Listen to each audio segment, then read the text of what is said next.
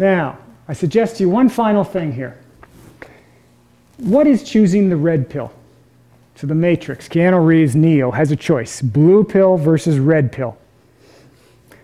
I would suggest choosing the red pill. One, we have to face our mortality.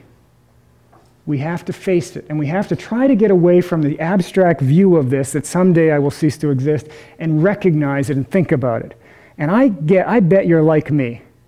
Once in a while, you think of death, and you think of this, and it scares you, because it scares me. Because all I can think of is, I don't want to die. Because, boy, I don't want to miss out on the party. It's like the life is the party. The world is this environment that I don't want to leave it. Boy, I'll miss all this stuff. But we need to face our mortality. We're not going to live forever. We need to face it and create an urgency so we don't waste it. Second, we need to accept uncertainty, the contingency of life.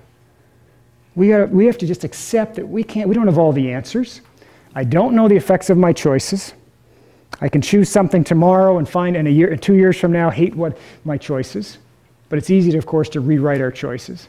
That's easy, because we don't have the experience of a different choice. But we need to accept the uncertainty of life. We need to question the pattern. Do not follow societal dogma. We live in a socially constructed world. And when you think about that world was created by humans, and of course we know that humans are not perfect beings, the world could be constructed differently. And we have to question it. We have to question the pattern. Don't follow along just because societal dogma says I'm supposed to. And we need to always question that pattern. Third, we have to consciously choose our lives. So we've got to question life, meaning the world around us, our own selves. At the same time, we've got to live our lives. We've got to choose it. And we make our choices. And we need to be conscious of those choices and be responsible for those choices. And even though we may screw up, of course we're going to do that, we've got to accept that this is the human experience. This is the experience that all of us are on. And we're on this kind of ride, if you will. We can't get off. But we try to make the best of it and make sense of it. So we choose, and then we have to experience our lives. And every day we experience that life. Every day we have to go and we have to choose the ticket and take the ride. And then we experience it. And lastly, we need to question, and if we need to, change our lives. So we always live in this continual question of how to live. At the same time, we've got to make those choices and actually live.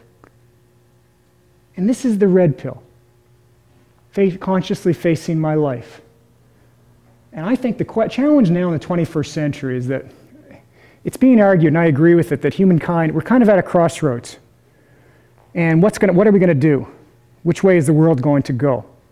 And can humanity actually elevate ourselves? Can we elevate the human experience to a more meaningful existence and not worshiping the mall as our God, or blindly following patterns of belief because they're out there? And secondly, can we come together collectively to create a better world for all and change it? And as the world evolves, more of a conscious evolution of choice. Thank you very much.